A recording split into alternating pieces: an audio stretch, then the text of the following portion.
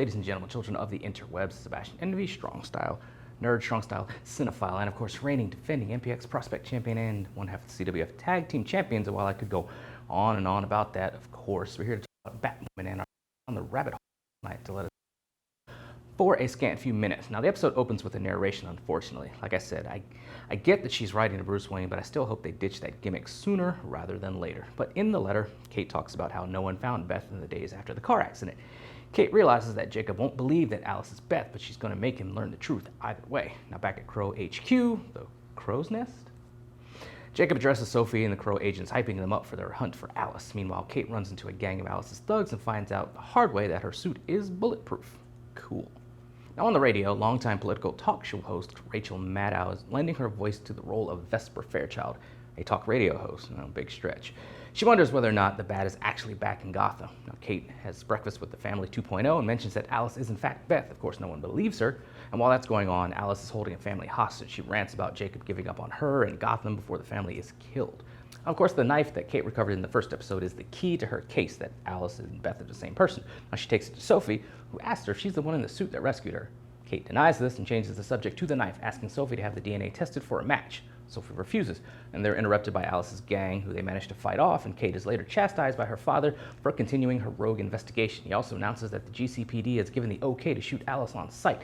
And more than once in these two episodes, I just have to wonder how the Crows and GCPD are working. Why would a privately owned security company get to do what the Crows are allowed to do in Gotham? I mean, it is Gotham, so maybe it's a product of the police just being wholly incapable of stopping any of the villains running around the city. But I digress.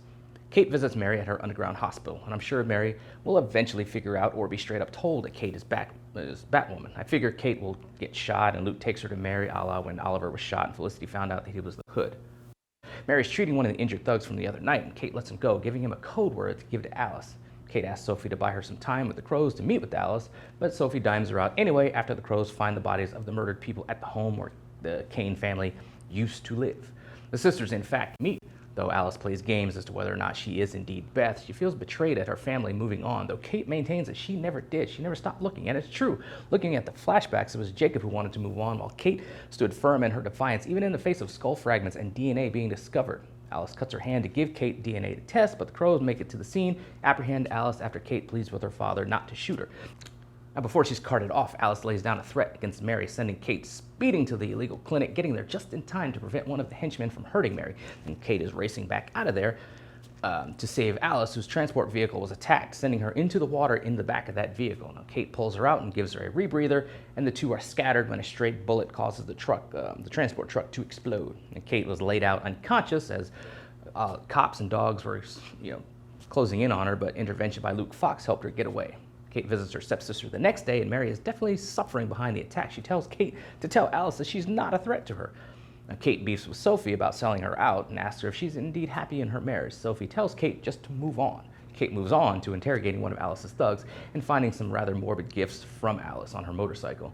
And Kate visits Luke and thanks him for saving her while wondering who else is trying to prevent them from finding out the truth about Alice. And in the next scene, the backstabbing shenanigans are revealed, and Catherine, the stepmother, is meeting with a thug who she tells to destroy the knife and any other evidence about Kate and Alice's connection. Now, I give the episode a 7.5 out of 10. There are questions I have, as I mentioned before, about the relationship between the GCPD and the Crows. Heck, Jacob Kane was yelling at cops in his office. Why should they be, taking that?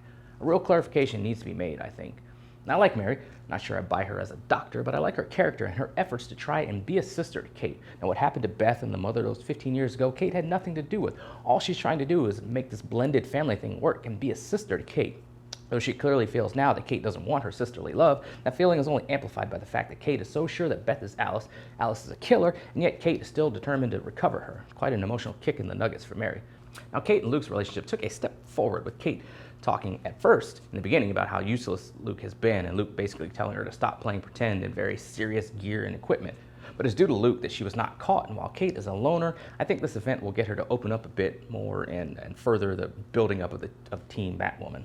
And Alice is an interesting character with a lot of issues wrapped up in a crazy mind. I'm wondering if we get flashbacks to show what happened to her, how she survived, how that affected her mentally. She has serious abandonment issues, which are motivating her to want to bring her sister into the fold. It, of course, will not work, but it'll be interesting to see her try. And, of course, the inevitable meeting between Jacob and Alice will happen sooner or later. Now, the action in the episode was okay. Darkness and smoke effects were used well enough to hide the deficiencies with the actors and the stuntmen for the scenes, but ideally things will get better in this regard as the season goes along.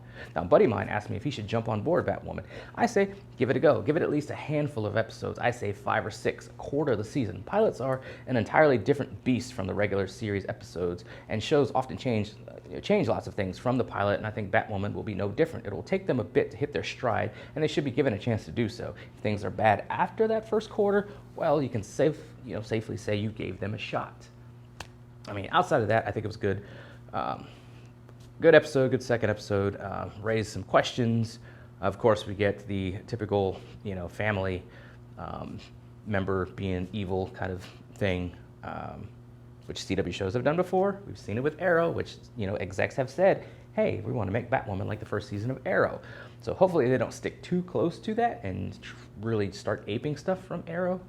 There's only so much original stuff you can do in a show about superheroes. There are certain common tropes and plots and stuff that you just kind of have to stick to. You can kind of run into it headlong hoping that you can bring some kind of different twist to it and stuff, but often you can't.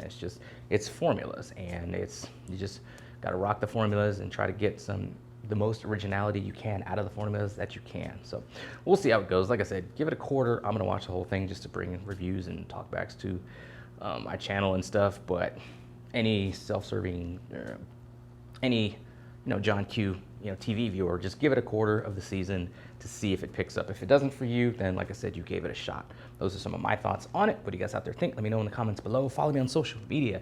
Got wrestling this weekend coming up. Me against CJ Ward for my prospect title. It'll be my second title defense at MPX. If you're in the DFW area, in or around Bedford, Saturday, 7:30, come to MPX.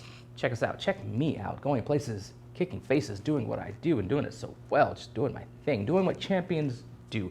And that's win. Let us geek.